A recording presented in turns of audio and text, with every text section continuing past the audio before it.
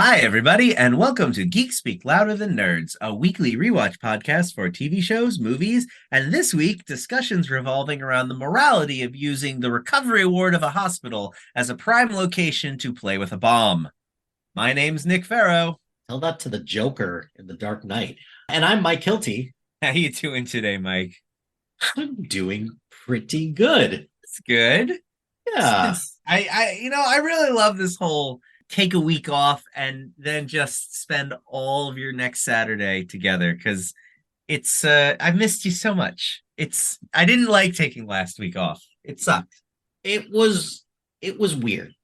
It was. I enjoyed the time off, but so I was driving back from Iowa because I went to visit my dad for Thanksgiving, and I was still driving home Saturday night around the time that we record. And I was telling this to my wife, like, I'm usually recording a podcast right now. It's kind of weird not doing right. that. You feel like you're forgetting something. I mean, because how long have we been doing this now? Since what was it? September? September, yeah. Yeah. So that's solid 3 months. Yeah. Because it's doing- December 3rd. It's December 3rd. Where did the time go? I don't know. I usually last time I lost this many months in a row was when I was playing Legend of Zelda Tears of the Kingdom. Just the summer was gone. It's like I blinked and all of a sudden it was August. Like what happened?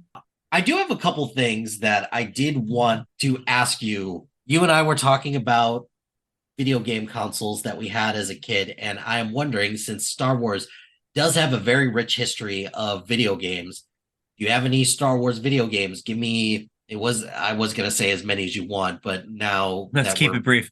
Keep it brief again, Nick. Yeah, brief in your terms. So give me three. I'm gonna give you more than three, but I'm just gonna list them off.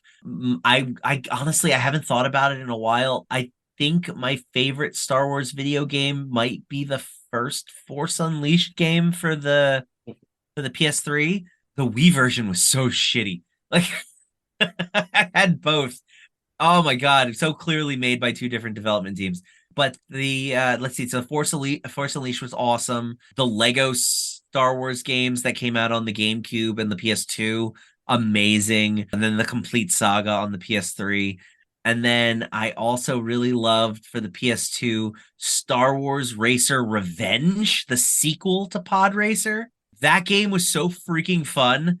I just had a blast with it. Like it was just a racing game, but it was a Star Wars racing game, and you could like blow up your opponents and upgrade your pod. It was a ton of fun. Star Wars Jedi Starfighter, the sequel to Starfighter, like everything about a flying simulator, but also you get Jedi powers. Like cool. I really enjoyed that one. There have been so many bad Star Wars games though. So like I played the Phantom Menace on the PlayStation 1. So did I. It was so buggy bad. And glitchy and bad. Like, oh god. The level where you finally get out of the ocean and there's that tank that blocks your way, and just like that must have froze up on me like 80 times while trying to figure out what to do. Oh man. These games were just they briefly touched greatness and then but were just awful the rest of the way down. Jedi Power Battles, did you ever play that one on the PS1? No, I did. Oh man, remember the old like Marvel X-Men game on the arcade, the side scrollers? Yeah, imagine that, only you are a Jedi and you could play up to 4 players, and you could also each Jedi had its own specific power. So like Mace Windu had a move where like his special ability was like 4 lightsabers would just like circle him, and you would literally just like you just barrage people as you ran by them. It was awesome, and each Jedi had like a cool move, and it was a fun multiplayer game.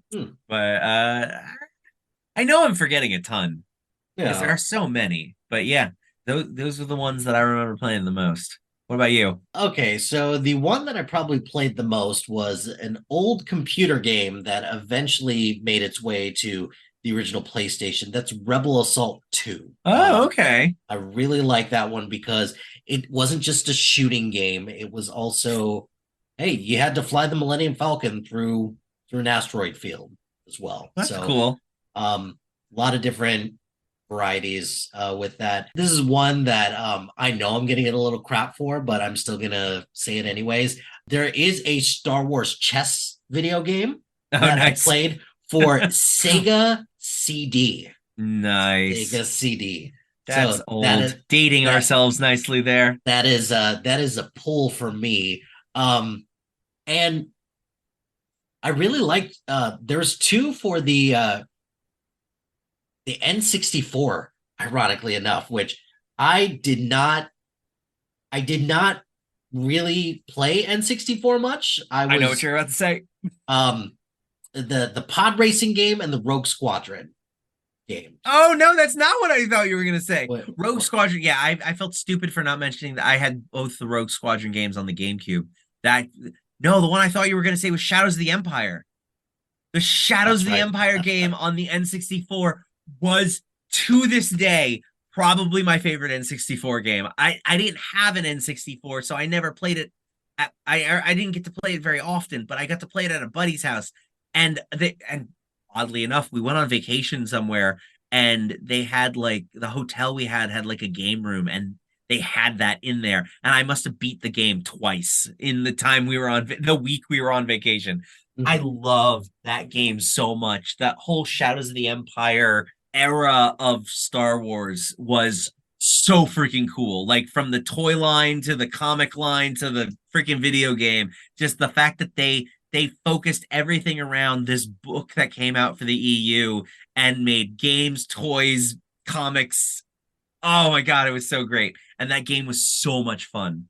I Mhm. really that's the one game to this day that needs a remake, like a modern console relaunch, because I don't even know if you could even play it on like the Nintendo store. Like I've I never don't seen think it. so. I don't think Like so. I'm it's gonna say so probably not. good. Then I'd be hard pressed to not say the Super NES, like the Super Star Wars, I Super, remember that. Yeah. all of those. And then one that, Did I'm you not ever a, get past the sand crawler? Because I never absolutely, absolutely not. No. did.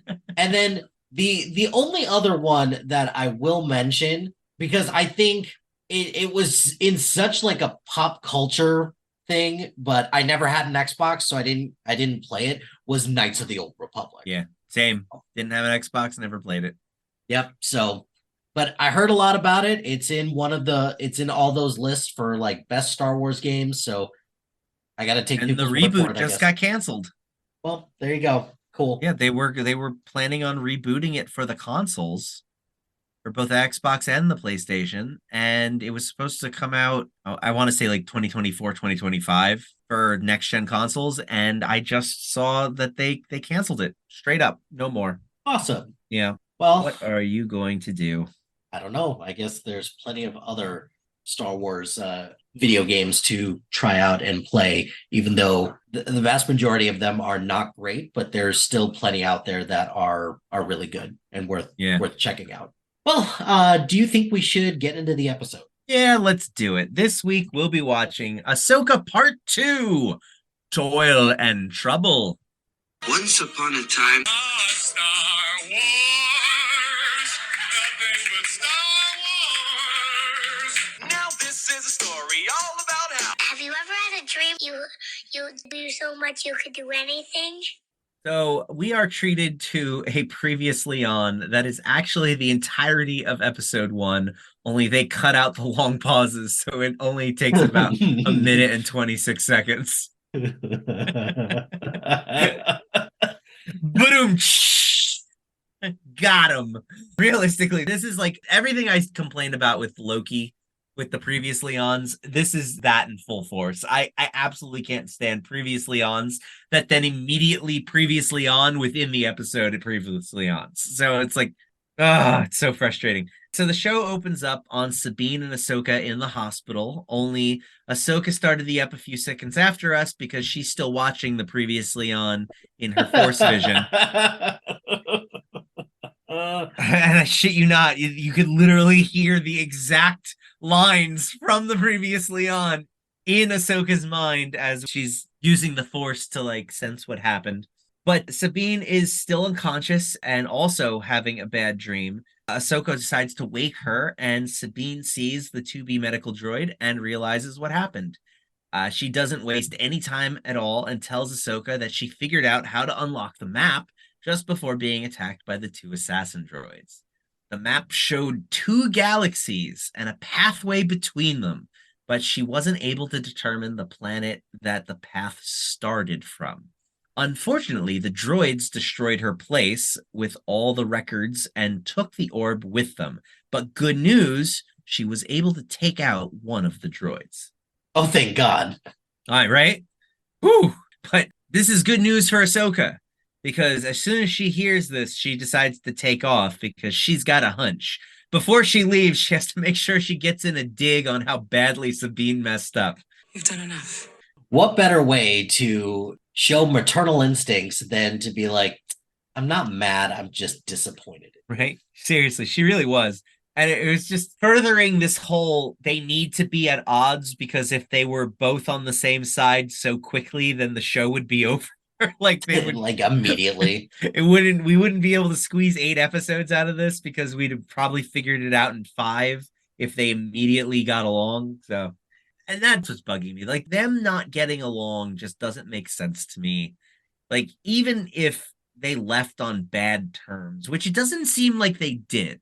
And once again, I'm going to say I feel like I should go back and rewatch at least the episodes of Rebels with Sabine and Ahsoka in it together, just to get an idea of some context, because it doesn't feel like they left off on bad terms. So why are they so at odds with each other? Maybe I'm weird. Maybe I'm the wrong one for not having watched the previous season. I don't know. Okay, we'll just go with your one. On the planet Cedos, we see Balin's shuttle land at a Stonehenge-like monument. Balin and Shin exit and approach the center of the monument where they place the orb. It rotates a bit and then locks in. Balin instructs Shin to contact Morgan and inform her that they have located the reflex point for the path between galaxies. And it's ominous music and stern Balin eyes to the title. We cut back over to Sabine's place after the opening title, and Ahsoka is using the Force to watch the previously on again. And she senses the battle that took place. She goes upstairs and starts to look around for clues. Well, not exactly clues.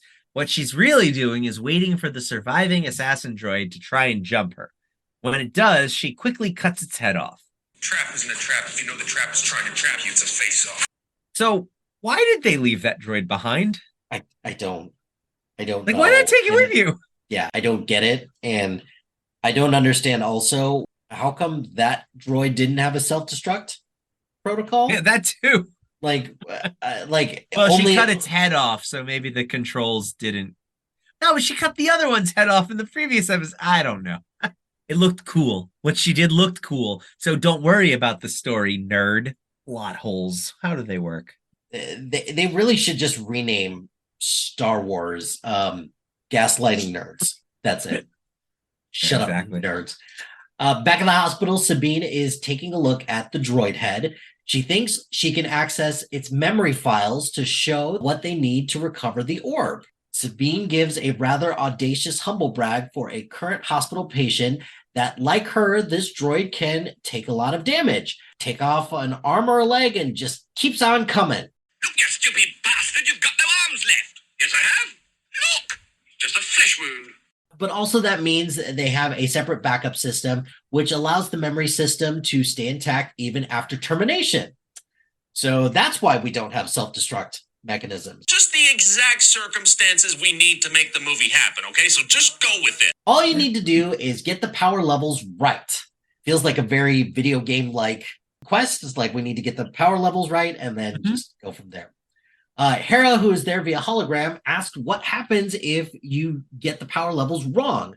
Sabine says the head will explode, much to Hu Yang's displeasure. He suggests that perhaps a hospital is not the best place to try this. Fair point. Which I was 100% agreeing with. Hey, yeah, maybe don't do that. Like, the only thing that would have been worse is if Ahsoka's like, actually, well, we should probably move down to the children's ward because that would be the best place to do this. Why don't we just double down on this? Well, Ahsoka was Anakin's Padawan, so I just assumed child murder was just in the cards. Okay, good. Hera, who is apparently a monster, thinks that they should just give it a try anyways. I say go for it. Because you're a hologram. Ahsoka, also an insane person, agrees that there's no time to relocate the potential bomb from the hospital. Sabine, who is raised by these two psychopaths, proceeds to try and hack the Hospital Buster 9000. There is a little indicator bar that we are meant to understand. If the bar fills up completely, they failed, and the place goes boom. Hu Yang insists that they stop and pull the plug, but not before Sabine is able to determine that the droid came directly from Corellia. Hera confirms that Morgan had factories on Corellia during the war, but the New Republic should have shut her down. Ahsoka, unconvinced, decides she's going to go there to find out about the factories, telling Sabine to stay and heal up. After Ahsoka and Hu Yang are gone, Hera tells Sabine she did a good job. Sabine is more concerned with Ahsoka's opinion. She is kicking herself because this is the first time she's seen Ahsoka in years, and she messed it up.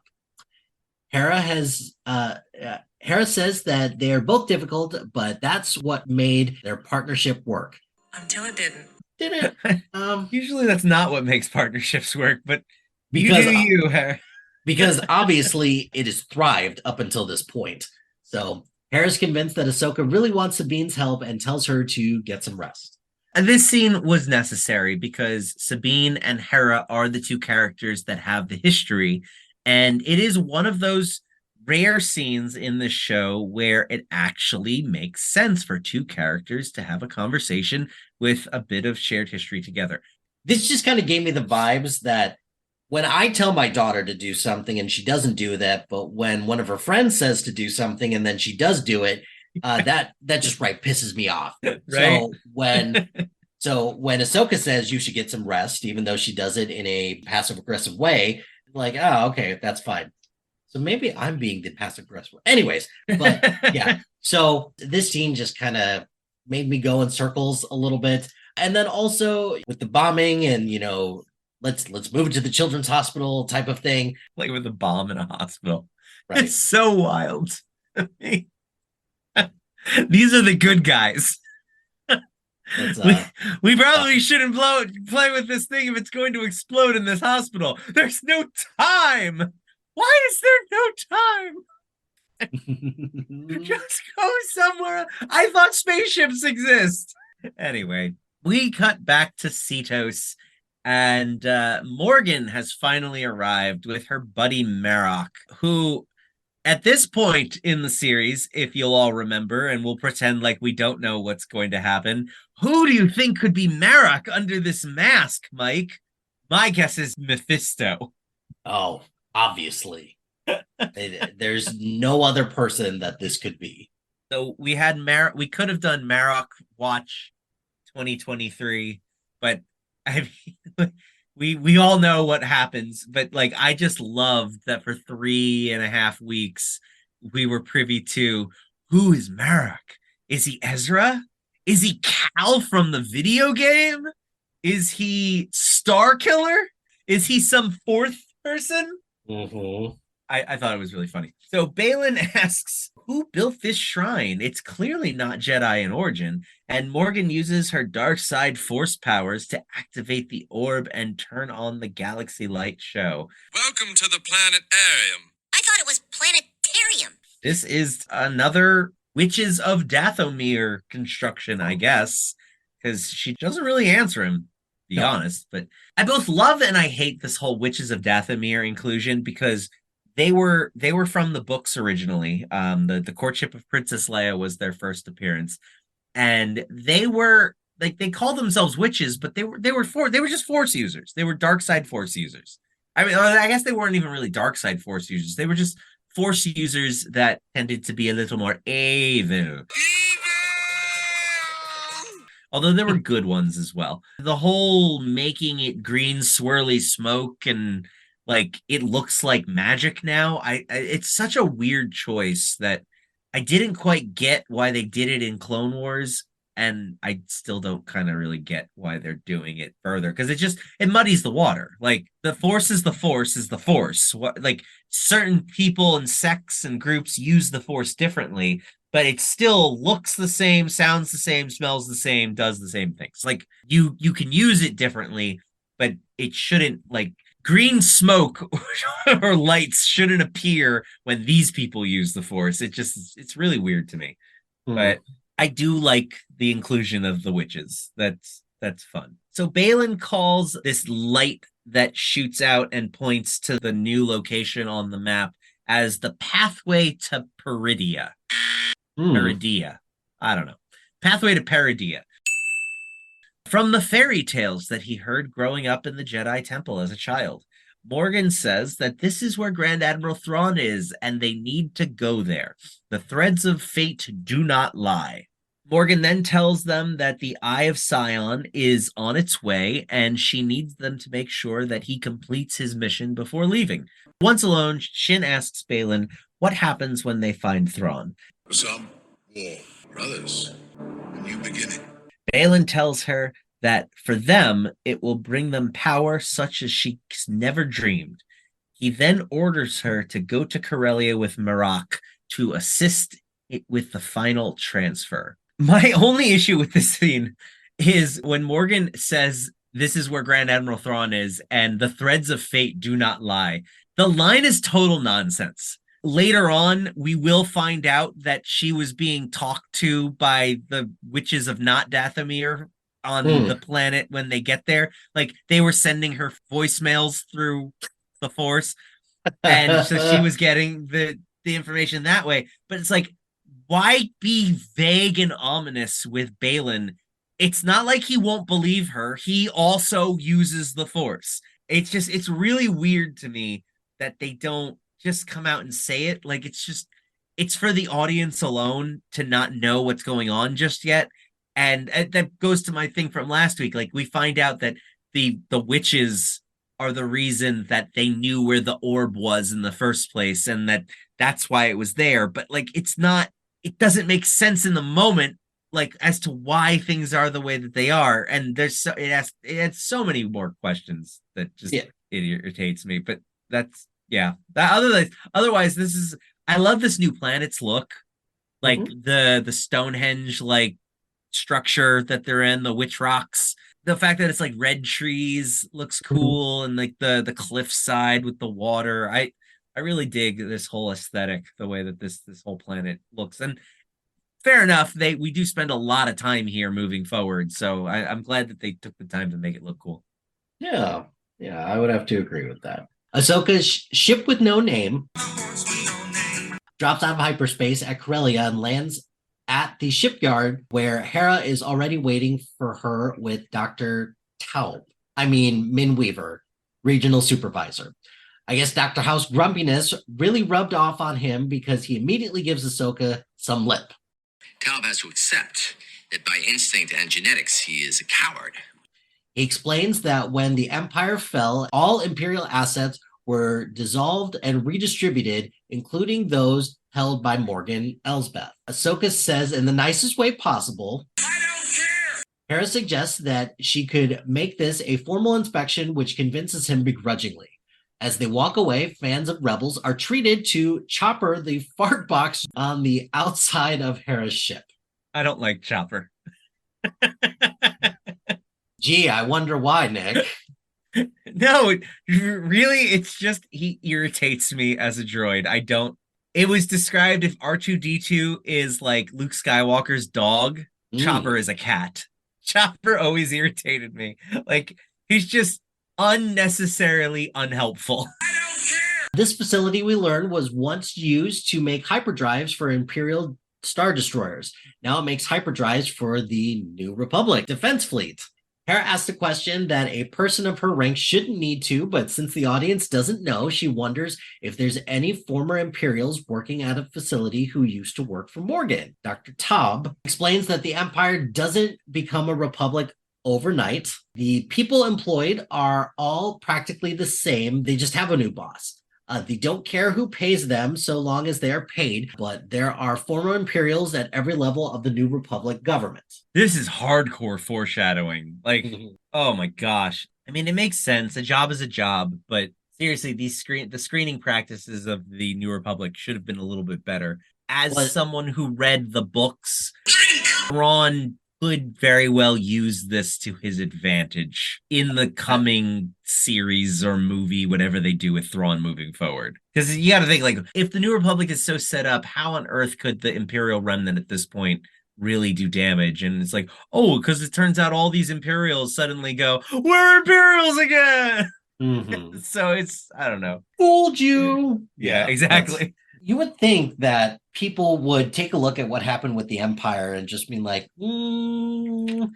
let's try to be better. But it's like, we didn't have time to fix this one.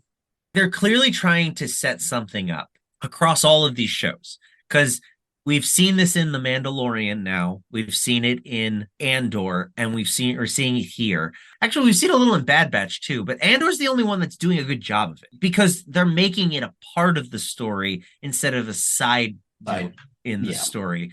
And it's just in both the Mando episodes that dealt with it and in this episode, it just feels like so cast to the side, not important, but like we got to mention it so that whatever happens later makes sense. With the scale of this galaxy and this government, they're getting too into the weeds and they're opening themselves up to too many plot holes that are going to just break the universe. It's like the fuel thing in Solo. Like the second you introduce how fuel works in the Star Wars galaxy, you now break almost 80% of your entire franchise, because now the question becomes, why have we never worried about fuel before?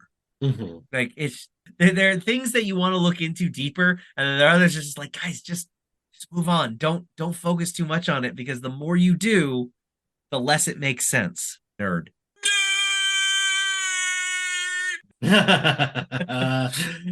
Hera shifts the conversation to Ahsoka and suggests that the team up with Sabine worked out. And proving that Hera is the only one to not watch the previously on. Because I wouldn't call disobeying the request to stay on the ship, getting stabbed, and losing the orb as quote unquote working out. Yeah, a little bit, but if the whole purpose or part of the purpose of that was to get Sabine and Ahsoka back together, then mission accomplished. Almost. We'll see. Maybe by the end of this episode, perhaps. Maybe someday, not mine, of course. Ahsoka agrees with us, but Hera pushes her to bring Sabine back on as her apprentice because she needs the structure. Ahsoka says Sabine isn't ready. What makes someone ready? You just know. Back at the Expendable Med Center, Hu Yang stops by to visit Sabine, who is making a good recovery. The doctors did a good job running a Star Wars themed light over the wound, so she didn't require a Bacta tank or anything. Hu Yang notices that she still has her lightsaber, but she corrects him that it's actually Ezra's lightsaber. But he disagrees.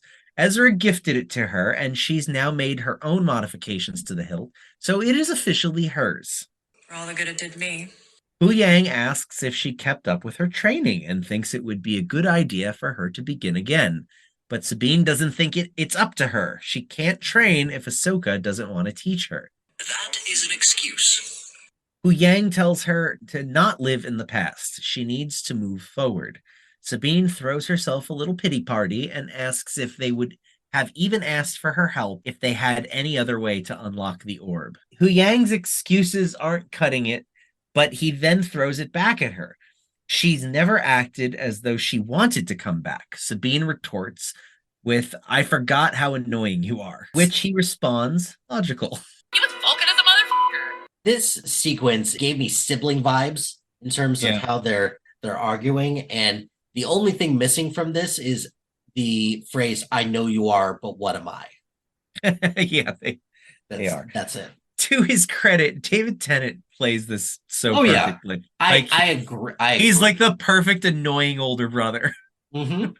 Sabine then admits to not having the talents or the ability, not like Ezra, to which Huyang wholeheartedly agrees. I have known many Padawans over the centuries, and I can safely say your aptitude for the Force would fall short of them all. She absolutely does not have any talent in the Force whatsoever, to which the show will then spend 8 episodes trying to convince us otherwise of. Sabine says if that's the case, she won't waste any more of their time, to which Huyang responds that the only time she is wasting is her own, and then hands her the lightsaber. Sabine being Force sensitive makes no sense to me. The show never really led up to it, and if they did in Rebels, I didn't see it. This actually feels very reminiscent of an EU character from the Republic Commando series. There's so many similarities. There was a young girl who was in the agriculture corps for the Jedi, which is essentially where they send the Force sensitive kids who aren't good at it to go. They're like, well, we still got to kind of keep an eye on you because you have enough of a talent that you could use it poorly if we just let you go to your own devices. Like, we'll still take care of you and we'll train you, but like, you're not really good at this. So you suck. You kind of suck at the Force, but you don't suck so much. Her nickname was Scout. I can't remember what her real name was, but so Scout started off as a Jedi, but she was very resourceful. She was a Padawan that never got placed with a master, and she was coming up right around the time of Order 66. So when Order 66 did happen, she had made friends, I guess, with somebody who connected her up with some Mandalorians who were training the ARC troopers for the Republic. She then got adopted as like a Mando kid, and her minor Force talent combined with her Mandalorian training made her a character that, had the book series not been canceled, would have gone on to probably been a pretty cool character. It's almost like the template for Sabine in this show. And so I don't know why they feel the need to, she's just like got a mental block on her abilities with the Force. Like, if you want to say she has some minor Force talent, then give her some minor Force talent. Don't make it seem like someone just needs to flip a switch and they suddenly will work for her. It's more interesting if she can kind of do it, but uses her other skills to supplement where she's lacking in the Force. They constantly come back to this well, and it just drives me nuts. Like, the Force is not a light switch. You don't just suddenly, I can suddenly shove you with the Force. Like, it takes practice. You move little objects and then you go to bigger objects. Like, I mean, but isn't that inherently kind of the issue with things like the Force and magic and things like that? There's no concrete measurement for a lot of this stuff since it, doesn't exist. Yes and no. And that's part of why I enjoyed the book so much, because they actually measure it. They show you, they explain it. They take the thing that is very nebulous in the movies and they give it a definition, because you have to. If you're going to live in this world longer, you have to explain to your audience how it works, what the powers are, otherwise, you could just do whatever and whenever, or do what they do in this show and use it as a plot convenience only. Like, a character can move boulders with the Force, but then forgets how to use the Force when they need to catch something that's falling, that's very light and not at all like a boulder. I just, little things like that drive me nuts, because it's like, you're so inconsistent with how the Force is used visually, but yet these authors were able to do it so easily. Establish rules so that you don't have people going, I don't get the power levels of these characters. Why can one person do one thing and one person do another thing? Nick, you're stealing part of my rant. All right, we'll get to it later. For that, obviously, she does have an off the charts midichlorian level. That's why she, has all of that, right? I don't know. They never test their midichlorians. I mean, at the very least, George Lucas tried to create that stupid ass thing. Yeah, and it's never mentioned again. Back on Corellia, Dr. Taub is showing them the control center, From here, they catalog all the deconstructed Star Destroyer parts and where they are redistributed to. Hera takes note of a hyperdrive core salvage from a Super Star Destroyer. Taub says they have repurposed 9 of these models for use in the New Republic. However, Hera is confused because the New Republic isn't building anything this large. What class of starship are they for? But is told that's classified, which is the military's way of saying, shut up, nerd. Yeah. He takes Hera by surprise. She's a general. Nothing is classified to her, but she can't unseal the document without authorization, and she doesn't have the ability to authorize it. They call over a droid to help with the protocol. Ahsoka asks what other types of droids they have and receive a laundry list of Googleable droid models. But then she asks about HK model. Dr. Taub scoffs at the thought of assassin droids being on staff at a shipyard, but the protocol droids speak up and say it has seen an assassin droid while cataloging arriving transports. This catches the ear of one of the technicians working in the control room. Ahsoka asks where the droid is now, and the protocol droid says, I think it's departing on that transport, and indicates a departing ship with a giant superstar destroyer hyperdrive core tethered to it. Hera orders the ship be stopped, but is interrupted by the noisy technician who pulls a blaster on her. Ahsoka, lightsaber drawn, which helped me block your shot and will continue to help me defend myself in a building full of drugged-up strangers. Takes him out with ease. But the room erupts with blaster fire. All the techs in the room are just willing to blow their cover in an attempt to kill them. Ahsoka jumps out the window. Well, I don't see so good, so I missed. Then they ran away. I ran after them. Because why wouldn't you? And starts running after the ship, but is done dirty by the director who makes Rosario Dawson run after the ship in real time with the giant prosthetic on her head. But I don't look so good either. So naturally, it gets away. Oh, and also Marak is there waiting for her with an assassin droid. She looked so goofy running with those things flapping. also, she's like in her 40s and she's not Tom Cruise, so she hasn't been running in movies for like decades. I was like, oh, why are you making her run like that? Are you implying that the lack of Rosario Dawson's action roles have finally caught up to her? Maybe a little bit. it just reminded me of de-aged Sam Jackson and Captain Marvel. Like, it's very clear that he is not a young man anymore doing these like stunts. Kiss your mother with that mouth? Apparently, Hera was thinking with portals because somehow she magically is in the Phantom's cockpit, getting the ship in the air to chase the leaving transport, almost at the exact same time that Ahsoka is landing on the ground. Like, how did she get down there so fast? Mm-hmm. Ahsoka strikes a pose with both of her lightsabers drawn and waits for Marak to attack. And as they do, we see the Phantom zoom off in the background.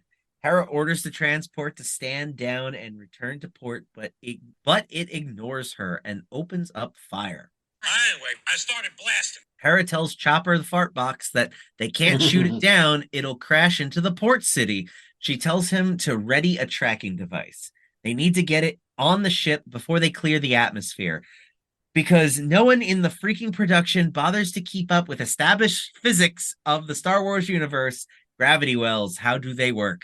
That'll be a nerd rant for another day. Oh, okay.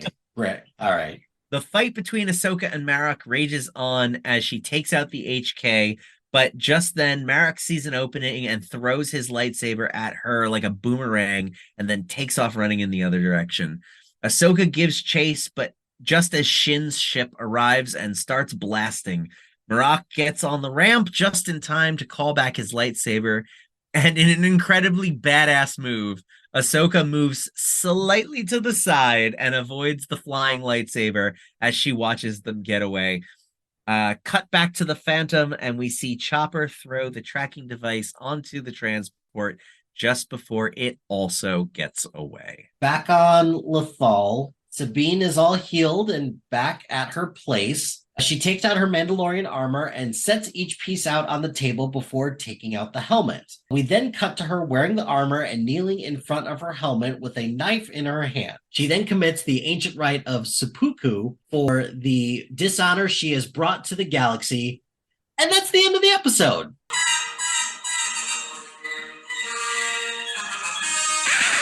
No, that's not what happened. She cuts off her hair because it's to show that she means business, but also because she had short hair in the last episode of Rebels when they did the scene where Ahsoka shows up. And the end of this episode is a shot-for-shot recreation of that end of Rebels, if you didn't know. I didn't, so cool. And knowing is half the battle. G.I. Joe. Back on Corellia, Ahsoka and Hera are overseeing New Republic security as they arrest the surviving technicians along with Dr. Tubb, wondering how they can remain loyal to the Empire. It's not loyalty, it's greed. Hera tells her that Chopper will let them know once they have a lock on the tracking device, and Ahsoka heads to the ship with no name, where she has a hollow voicemail from Sabine informing Ahsoka that she is finally ready. Back on Lothal, we are privy to the live-action recreation of the final episode of Rebels. Sabine is walking to the painting of the Rebels crew with a new short haircut. She caresses the picture from Ezra's face, like siblings do. You love him, don't you? Yes, he's my brother. Ahsoka the Grey arrives and tells her nice haircut. Hu Yang comes out to say that he just received a transmission from Hera and the transport has been traced to the Denab system, the planet Cetos. You better get moving. As they leave orbit and hopefully the planet's gravity well, or else Nick will lose his shit again, Ahsoka gives over the controls to Sabine and says, "Take us out, Padawan," and they make the jump to hyperspace. In orbit over Cetos, we see the Super Star Destroyer hyperdrive core being installed in the largest hyperspace ring we have ever seen. Morgan is watching as the final pieces are being put into place, and Baylan, Shin, and Marek appear via holo. She tells them that soon they shall deliver Grand Admiral Thrawn from his exile in the far galaxy. She asks Baylan why Ahsoka showing up on Corellia troubles him. He says that she is elusive, and yet he knows she is coming. Morgan questions if he's just being sentimental, and he says it's just the truth as they hang up. Morgan then turns around, and it's concerned evil lady looking out the window to credits.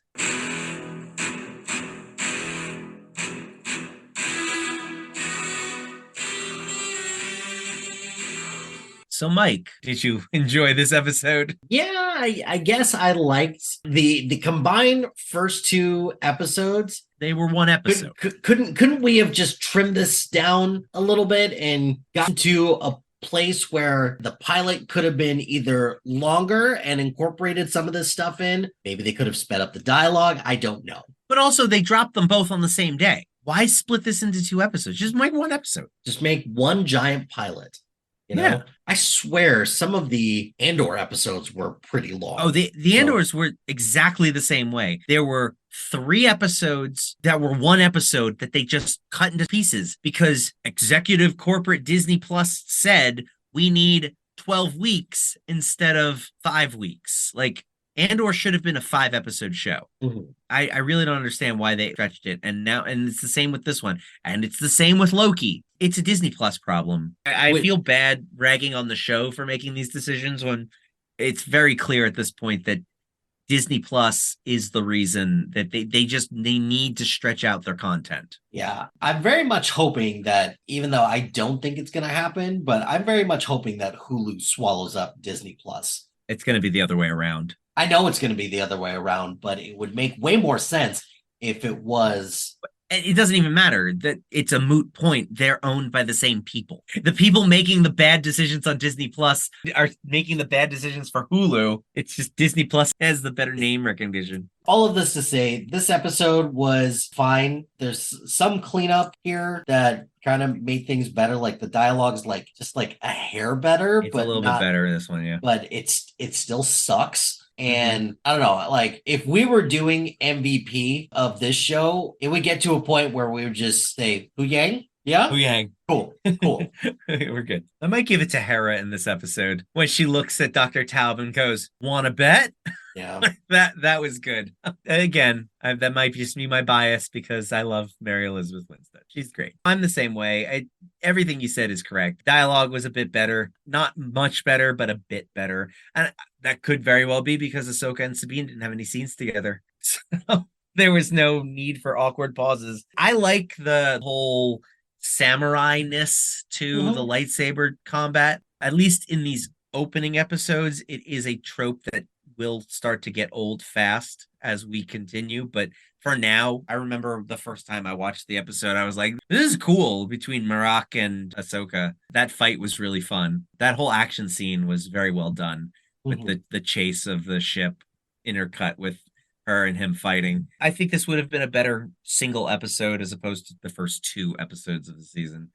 They definitely would have flowed better as one, which I think is probably also why they released them as one. Well, it's your turn to rant. What you got?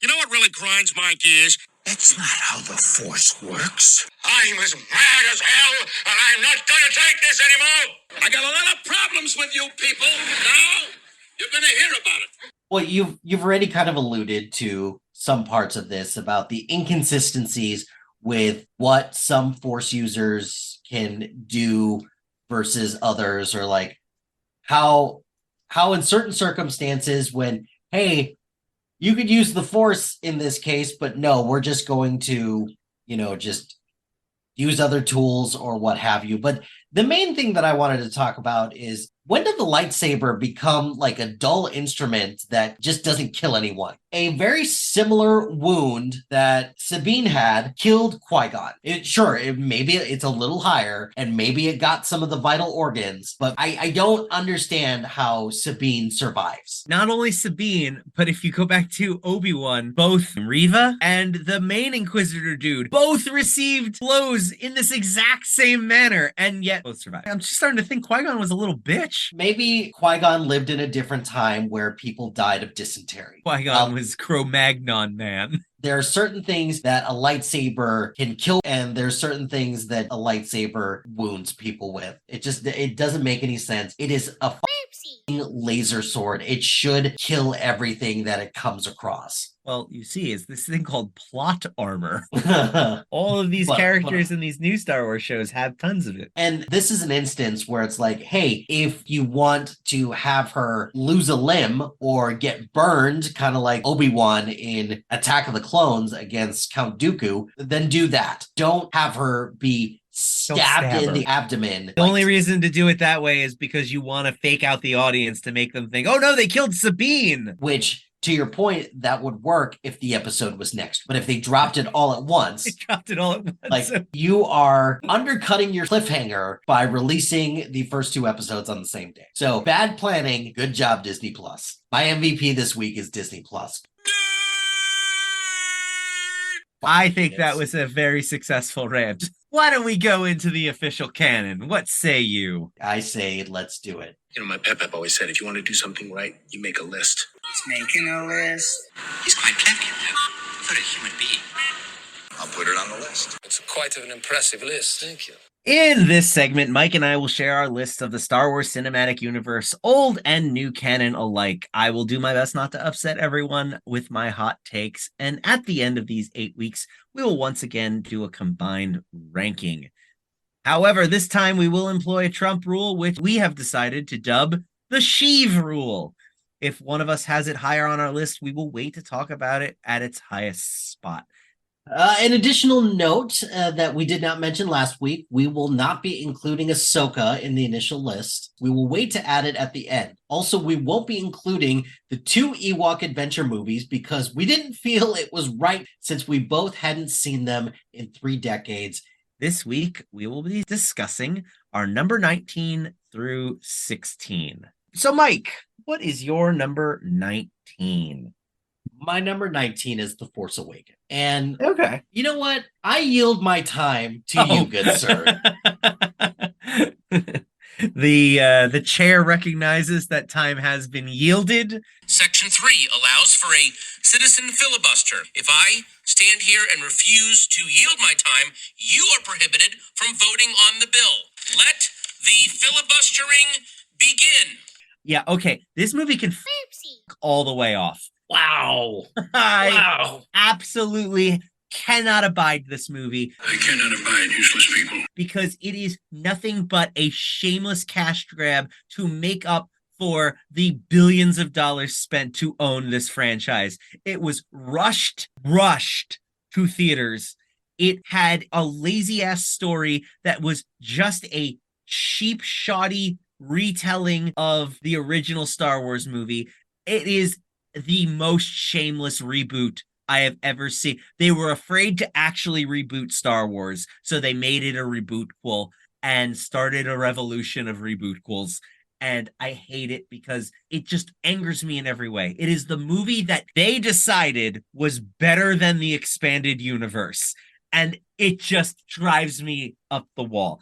I do really like how when they go to the Starkiller base, they have the sounds in the background, like the Death Star sounds. I thought that was a nice touch. That one I liked. Also, Oscar Isaac is pretty fun. Otherwise, I fucking hate this movie. Okay, there's a lot to unpack here. First of all, you pick the most arbitrary thing on the face of the planet to identify as the one of the things that you like. Death Star sounds. Are you kidding me? It sounded it was like, you know, you heard it. If you grew up watching A New Hope, you heard that and you go, that feels like Star Wars.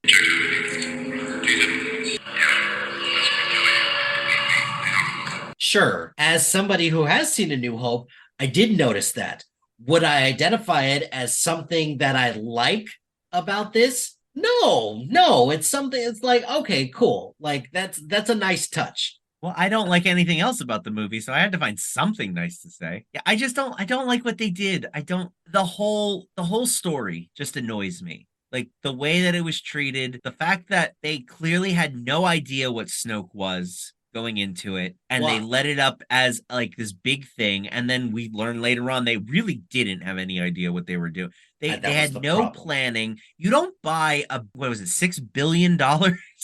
You don't buy a franchise for $6 billion and then wing it when you're doing the next trilogy. Tell that to the guy who owns Twitter. No.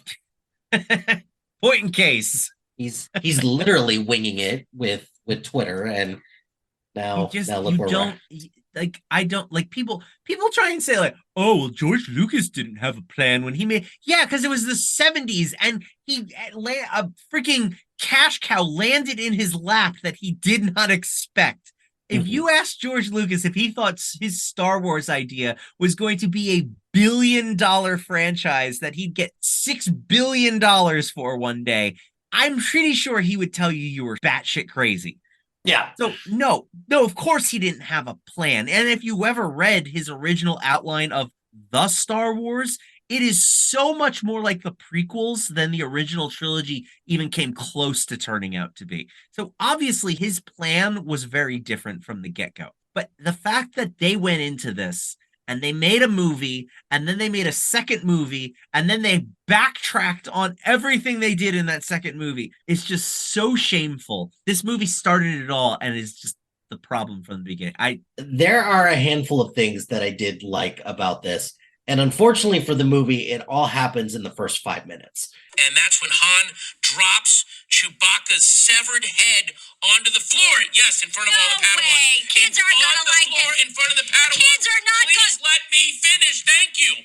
That opening sequence was cool. I really liked it. Everything from Oscar Isaac, kind of serving as the, hey, I'm going to be the smartass of this new trilogy, but then that doesn't get realized. The Kylo Ren stuff at the beginning where like he stops the blaster like in midair. It's like, oh, that's cool. He's got a weird looking lightsaber. Okay, cool. Okay. That's not how the Force works. I mean, they literally say it in the movie. It's one of the best lines of the movie because it's like it's so indicative of this entire freaking sequel trilogy franchise. It's just like insert that's not how the Force works line. Yeah. I just saw on Twitter that Adam Driver, he says he gets stopped on a weekly basis from people like, you killed Han Solo. Aw, yeah, that was a bad move on their part to do that. I mean, granted, that's actually one of the only things that I will not fault the production crew, the writers, or anyone. There is no way, you will never be able to convince me that Harrison Ford didn't make it contingent that he was only coming back if they kill Han Solo. That was the only way they were getting him back. And then the only reason we got him back in Rise of Skywalker is because Carrie Fisher died and he did them a solid. Yeah. Because that was very clearly supposed to be her scene. Yes, But, absolutely. Yeah, we'll talk about that in a minute. Harrison Ford always thought that Han Solo should have died in Return of the Jedi. Yeah, he made that clear. Yeah. He never was a fan of Star Wars. He didn't get it. He didn't like it. He's been very vocal about it. Indiana Jones was his series. That was the one that he was a part of that he absolutely loved. So I can't fault him because he doesn't care about this nerd shit.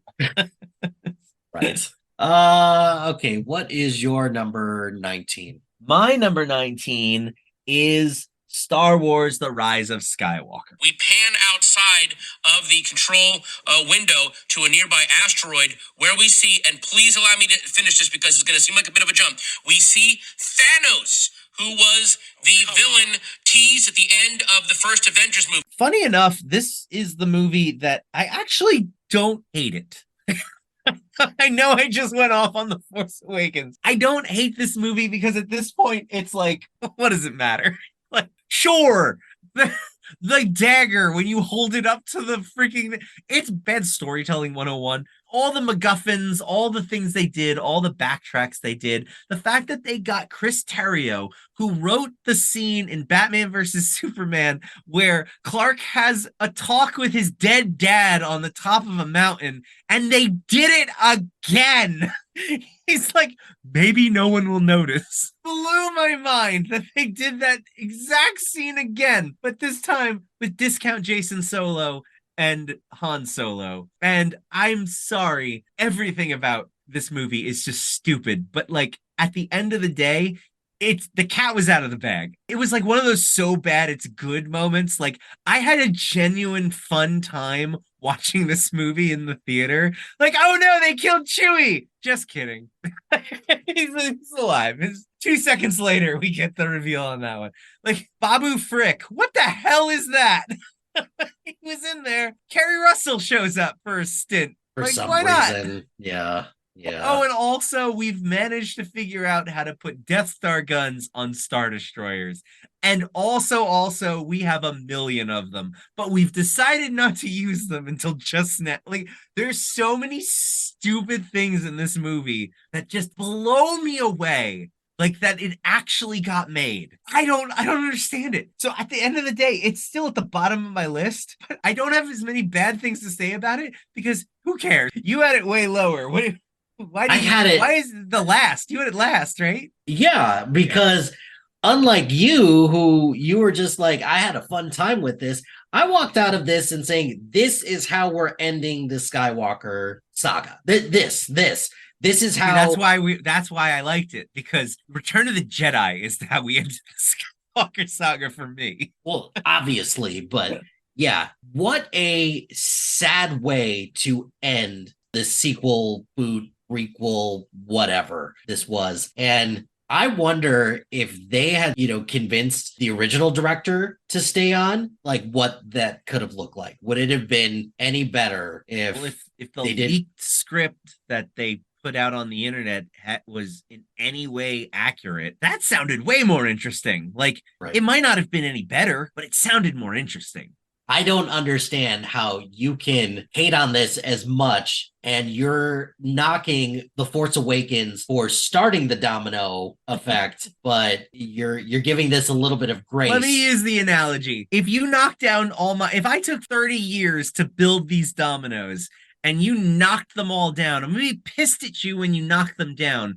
By the time they've all fallen and we're getting to the last of the few dominoes, I've now reached the point where I'm laughing. You know, when you get to that, where like shit has gone so incredibly sideways that you just have to sit and laugh because it's like, what else am I going to do? Because if I'm not laughing, I'm going to just be crying. That's how I felt. Okay. Plus, there were some ideas. Like, I literally said, this should have been the first one. The way that Rey, Finn, and Poe interacted on the Star Destroyer, like that kind of stuff. That's what we should have gotten in the first movie. But instead, I feel like we didn't build these characters or their relationships at all. Oh no, no, at all. Like, it was all Yeah. off screen. None of their relationship building was there. So, like, we get to the third movie, and I don't care about any of these characters. Even if I did like The Force Awakens, like, I've lost all interest. Yeah. The relationship that was the most interesting was the discount Jaina Solo, the discount Jason Solo relationship, Rey and Kylo Ren in The Last Jedi. And then they immediately reversed it. So Yeah. it became, oh well, moot point. I believe that brings us to your number 18? Yeah, that one. That's what I Okay. said. My number 18 is Rebels. Okay, I'm gonna sheave you there, but just by a little bit. Because before we talk about Rebels, I want to talk about the Book of Boba Fett, which you had lower. So what was it about the Book of Boba Fett that you just thought? Hand down from the twin sons of Tatooine, we are now close on the mouth of the Sarlacc pit. After a beat, the gloved Mandalorian armor gauntlet of Boba Fett grabs onto the sand outside the Sarlacc pit, and the feared bounty hunter pulls himself from the maw of the sand beast. Okay, this is exactly. I don't give a shit about Boba Fett. Why is there obsession with Star Wars fans over this guy who shows up in like 15 minutes of Star Wars anything? Plus, also, I really do not care that Boba Fett wants to become a daimyo on Tatooine. Somehow. That's the one. It's like how in The Phantom Menace, I didn't come to The Phantom Menace to talk about trade bureaucracy. I do not care about any of that stuff. Plus, also, shame on Book of Boba Fett for doing Mandalorian 2.5. Right. Even though I did enjoy it. The Mandalorian episode of Boba Fett was better than pretty much the entire third season of The Mandalorian. Right. All of this to say, I do not understand Star Wars fans' obsession with Boba Fett. Also, I can explain it. There's things I keep mentioning. They're called books. You see, Boba Fett was one of those cool characters that had like 2 seconds of screen time in the 80s. And because of it, it spawned comic books about him, novels about him. There is a rich history of this character, which the Disney canon just shits all over and decides, oh, you know what would be cool? If instead of all that cool stuff that Boba Fett did, we made him a mayor on a planet he has zero connection with. I guess also my big thing is that, boy, if he can survive that, like the Sarlacc pit, the one thing they got right. How can anybody in Star Wars die at this point? Well, I'll explain that as well. Although they kind of play fast and loose with this. In the show, it's because he had the Beskar armor. And the Beskar protected him from because the Sarlacc's juices take 1,000 years to disintegrate you. And the way that the Sarlacc works is the Sarlacc keeps you alive and like feeds you nutrients. And as it slowly digests you over 1,000 years. That was something that they had to come up with in the books, because when C-3PO says it in the movie, you're like, how the hell does that work? But his armor protected him and kept him alive, which allowed him to then blow a hole in the damn thing because Boba Fett has the weapons. So that actually makes sense. It's everything else that came after it that makes no damn sense at all. Boba Fett was a cool character. And I know you know that Boba Fett's a cool character. Do you know why I know this? Because you like The Mandalorian, yes? That's Boba Fett. That's literally Boba Fett. What The Mandalorian is Boba Fett. And then they were like, well, what if we did a Boba Fett show? And they're like, we already do the Boba Fett show. It's just we call it The Mandalorian. So we can't do it again. And they were like, well, then let's do something different with the character. And that was the mistake. Right. I find it funny also that the guy they got that played Jango Fett is just like, I don't want to wear the mask anymore.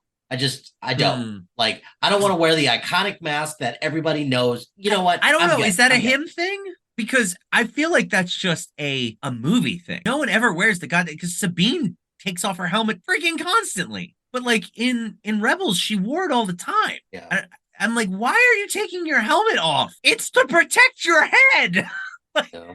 I don't understand it. But they're always doing that. They're always finding an excuse to take the helmet off so that way you could see the actor's pretty face. And that blows me even more away, because one of the biggest praises that The Mandalorian got was the fact that they were so willing to let The Mandalorian not take his helmet off. Right. Like, you've got Pedro Pascal and you don't ever show his face, although they got away from that kind of quickly. Although they kind of got back to No. it. So Yeah. Book of Boba Fett, I will say the most interesting part was the whole Sand People story, and that ended in episode 3, and then there were 3 more episodes, and that was just like his back to story. Now we're going to abruptly shift to the Mandalorian. It's the Mando Grogu show with CGI voice face Luke. Yeah. And here's the thing. You call this new show Star Wars, like Star Wars the series, and you have an episode of 3 episodes of Boba Fett, and then you jump over to the Mandalorian, and then you do an episode with Luke and Grogu. No one bats an eye, but you call it the Book of Boba Fett, and now these 2 episodes stand out like sore thumbs that make no sense as to why they're in the Book of Boba Fett. It's so weird to me the way that they decided to do that show. Yes. So the Book of Boba Fett was my number 18. 18. My number 17 is Attack of the Clones. Attack of the Clones needs to be taken to task for a couple reasons. One, the inappropriate, weird relationships. That's a toxic relationship right there. It's toxic, and, what was Padme doing when she first got to know Anakin? Was she grooming him in The Phantom Menace? Like, This is my room for talking about non-sexual matters. Please, Annie, sit. what is this? What is going on? I don't think she was grooming him, but she definitely saw, well, now that you're of age, she's gonna get it. I like to smell senatorial. I love that Robot Chicken sketch where she's in that like leather outfit and she's like, we can't be together, and she's like pole dancing for him. I think of the Senate almost every day. I'm a senator, you know. I'm in agony, Padme. I can't breathe. Have you tried yoga? Mhm. It's so funny. 2, I think Attack of the Clones is where you very much see George Lucas's dialogue is just horrendous in this. Not since episode 1 of Ahsoka have we seen dialogue that bad. Right. Obviously, the part that comes to mind is when Anakin is like, I don't like sand. And then really? it. That's a bad line. The part that always stands out in my head is the scene with Obi-Wan and Jango Fett talking on Kamino. It's almost exactly the same way the dialogue in this Ahsoka episode with Ahsoka and Sabine go. It's identical. They say the most mundane things. They pause. They stare at each other. It's so bad. And yet, here we are 20 years later doing it all over again. Right. There's so much going on in Attack of the Clones. None of it makes sense. Why split everyone apart? Also, this is the only one where I was like, Obi-Wan, like, you kind of suck. I get it. It's not his fault either, but I think also this is where Hayden Christensen got off on a bad start. And again, most of it not his fault, but this is the beginning of the torture that Hayden Christensen experienced being part of Star Wars. And it's now finally starting to come back around. This is an example of how George Lucas can't direct actors. The prequels on their own were that example, because like you've got veteran actors like Liam Neeson, and you've got relative newcomers, Ewan McGregor, but still talented newcomers. You've got veteran Natalie Portman. So you've got these bigger actors who are able to make the most out of what they're being told to do. But then you've got someone like Hayden Christensen, who's still relatively new. He clearly needed more direction and somebody to guide him in his performance. And that's just not George Lucas's skill. He's not an actor's director. And it really marred him for years after this. When did Shattered Glass come out? That's a great example of how he can give you an amazing performance. This is a good actor. You're right. He got done super dirty by these movies, and it's a shame. Shattered Glass came out in 2003. Oh, okay. So the very next year, he delivered an incredible performance after Attack of the Clones. Mm-hmm. I will not lie. I was one of those people who lost his ever-loving shit when Yoda pulled his lightsaber out at the end of that movie. But hindsight being 2020, it definitely was the wrong move for the franchise. Yoda not using his lightsaber is everything that is important about Star Wars. It's the fact that he shouldn't have to use a lightsaber. Yeah, it's just for the spectacle of it. And the lightsaber fighting in this is all terrible. It's all Yeah. just whirling around the lightsaber, which it's all style over substance. Specifically, the fight between Anakin and Count Dooku is god awful. Yeah.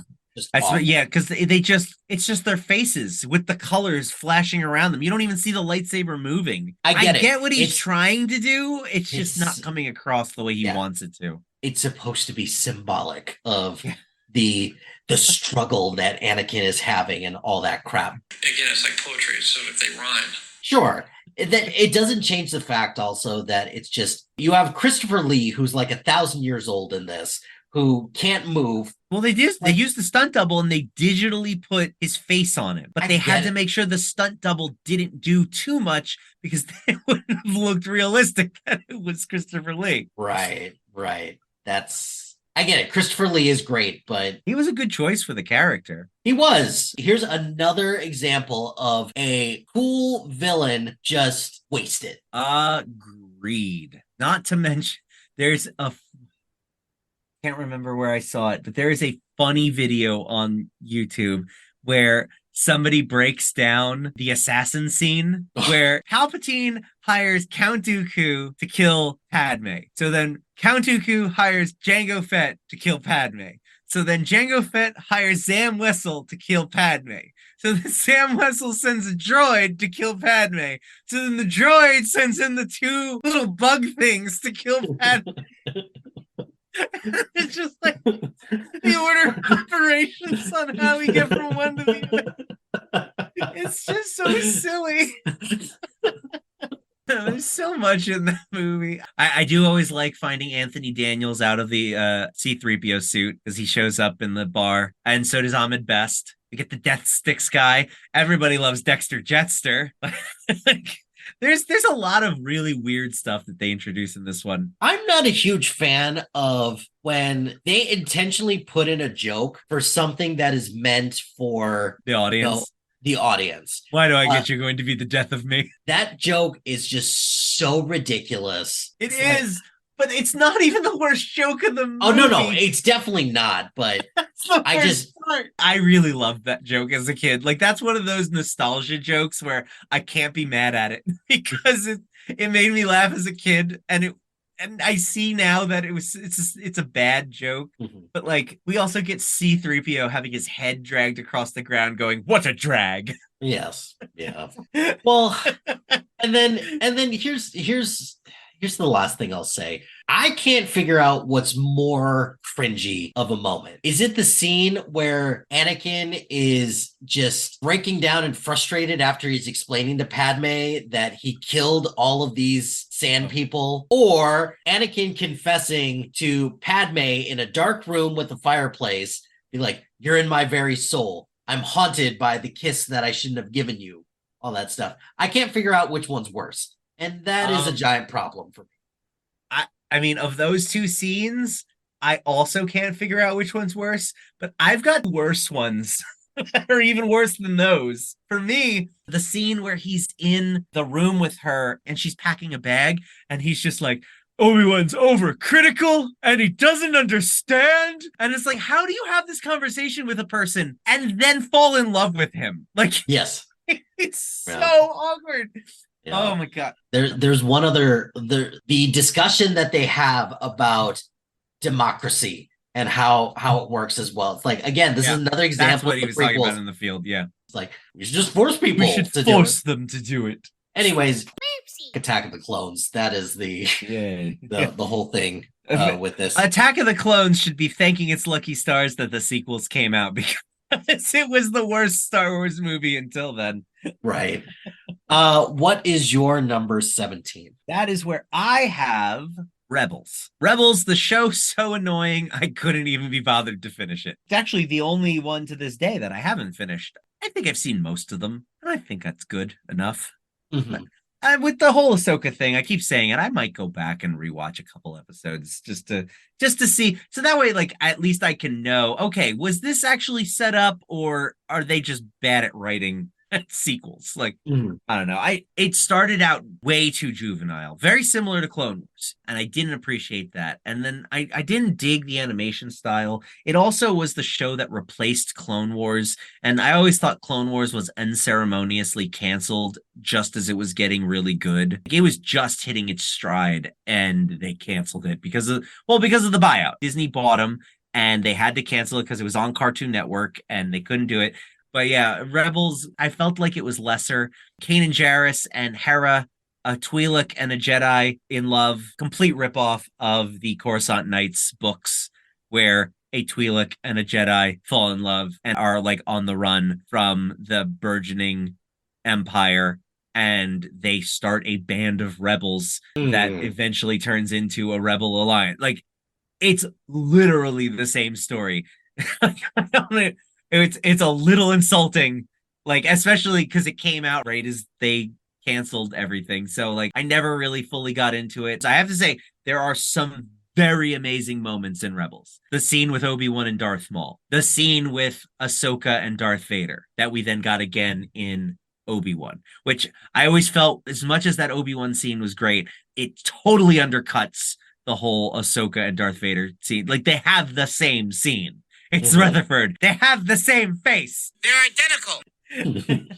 I don't like Rebels, but I see the nuggets of good that were in it. It's just, it wasn't the whole package. Yeah, I have not finished Rebels either. I've only caught like the greatest hits version of it. And what I saw of it, like, it's perfectly adequate. And I don't think it's one that I would, even with the amount of TV that I do watch now, I'm not sure I would prioritize it. Yeah. Now if it was on. So I don't know. It helped give me insight to Ahsoka, and that's pretty much all I'm using it for. I'm not using it much for entertainment value. Fair enough. So that brings us to your 17? My 17 16? was Attack of the Clones. My number 16 is The Bad Batch. Okay, that's going to be quite the sheaf. We will not be talking about that for a while. So then that brings me to mine, which is, this is where I have Rouge One. Sheev. Okay. Sheev. All right. Yeah, we're not going to be talking about Rogue One for a little while. So all right, cool. So you and I both are kicking our number 16s down the road.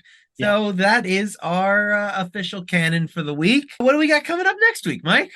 So our next episode will be Star Wars Ahsoka Part 3, Time to Fly. Hera tangles with New Republic politics while Ahsoka and Sabine voyage to a distant planet. Until next time, please like, subscribe, share, try not to shout for the Empire before pulling your weapon on a Jedi, and rate us 5 stars in your listening app of choice. Also, you can find us on social media. I am at MLHilty2452 on Instagram, Threads, Blue Sky, and Serialized. And you can find me on Blue Sky, Letterboxd, and Twitter at Jagged2319. You can also contact the show at Geek Speak Louder at gmail.com or on Blue Sky by searching Geeks Speak Louder Than Nerds. You can also join us on our Facebook group and follow us on Twitter at Geeks Speak Loud. Until next time, I'm Nick Farrow. And I'm Mike Hilty. Thank you for tuning in to Geek Speak Louder Than Nerds. Catchphrase. Bye, everybody.